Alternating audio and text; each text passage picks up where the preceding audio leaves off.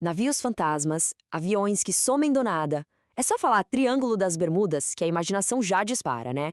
É, sem dúvida, uma das lendas mais famosas que existem. Mas hoje a gente vai fundo para separar o que é história e o que é fato. Essa frase, ela é atribuída ao voo 19. Para quem não lembra, era um esquadrão da Marinha Americana que simplesmente desapareceu em 1945. Uma tragédia, claro, 14 homens perdidos, mas foi esse incidente que, de certa forma, deu o pontapé inicial para a lenda que a gente conhece hoje. Tá, mas afinal, o que é exatamente essa área que o pessoal também chama de Triângulo do Diabo? Bora entender de onde veio esse mistério todo. Olha, logo de cara, a própria definição já entrega duas coisas. Primeiro, a área é vagamente definida. Sabe o que isso quer dizer? Que as fronteiras mudam, dependendo de quem está contando a história. E a segunda, que é ainda mais importante, o governo dos Estados Unidos nem reconhece o Triângulo das Bermudas como um lugar oficial. Isso já dá uma boa pista sobre a natureza desse suposto mistério, né? Muita gente acha que essa lenda é super antiga, coisa de marinheiro de séculos atrás, sabe? Mas não é nada disso. Na verdade, ela é bem mais recente. Foi uma criação basicamente da mídia do século XX. E a coisa foi acontecendo aos poucos, sabe? Começou com um artigo em 1950 que falava de desaparecimentos misteriosos. Aí, em 52, outro artigo já desenhou a tal área triangular. Em 64, o nome ficou mais, digamos, chamativo: o Mortal Triângulo das Bermudas. Mas o que transformou isso num fenômeno mundial mesmo foi um livro, em 1974, de um cara chamado Charles Berlitz. Ele misturou fatos, meias-verdades e uma boa dose de ficção e pronto. A lenda explodiu no mundo todo. Só que enquanto essa bola de neve de mistério crescia, uma pessoa resolveu fazer uma coisa bem simples, mas que ninguém tinha feito: checar as fontes originais. Esse cara era o Larry Kush. Ele era bibliotecário e também piloto, então entendia um pouco dos dois mundos. E ele não engoliu essas histórias sensacionalistas. A abordagem dele foi super metódica. Esquece os livros que todo mundo está lendo, vamos ver o que os documentos da época realmente dizem.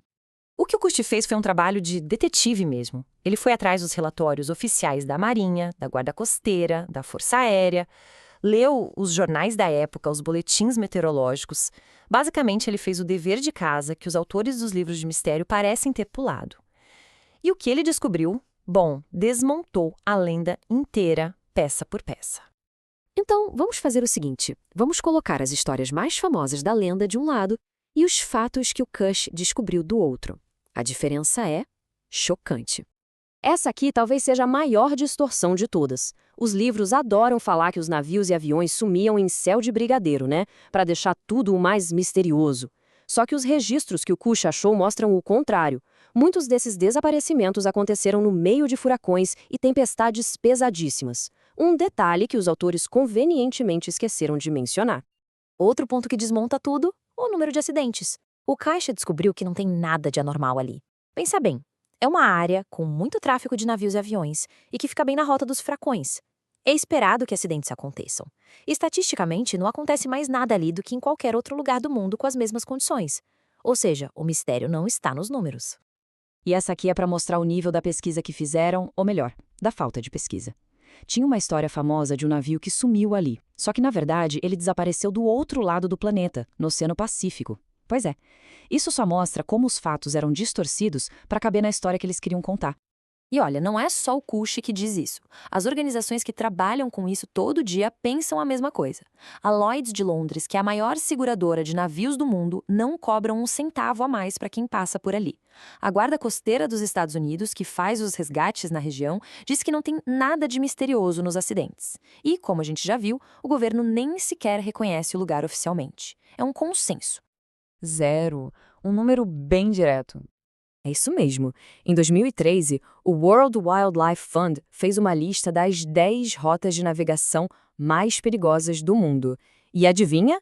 O Triângulo das Bermudas não estava lá. Nem entre os 10.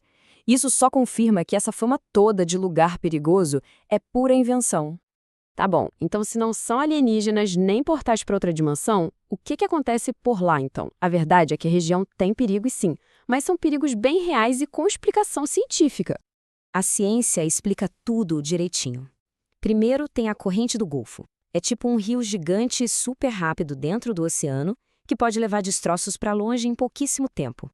A região também é um corredor de furacões, com tempestades que se formam do nada. Tem também as ondas gigantes, que antes eram consideradas lenda, mas hoje a gente sabe que são reais e podem virar um navio com facilidade. E claro, o fator mais comum, erro humano. Até as tais anomalias da bússola são um fenômeno natural super conhecido. Ah, e aquela história das bolhas gigantes de gás metano que vêm do fundo do mar e engolem os navios? É uma ideia que parece de filme, né? Mas a física diz que não funciona assim. A pressão da água lá no fundo é tão grande que uma bolha desse tamanho se quebraria em bolinhas bem menores muito antes de chegar perto da superfície. Beleza, os fatos são claros, as explicações existem.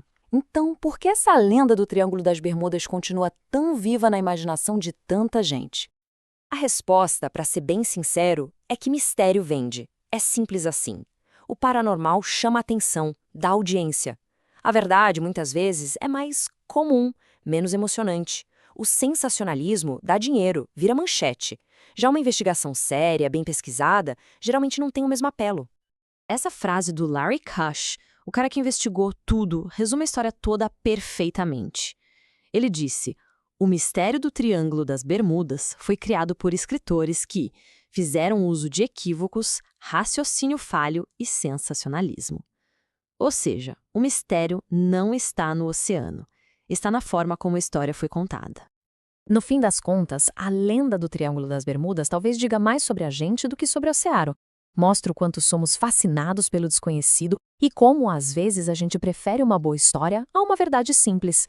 E a pergunta que fica no ar é essa: por que será que, de vez em quando, uma boa história parece ser mais importante que o fato em si?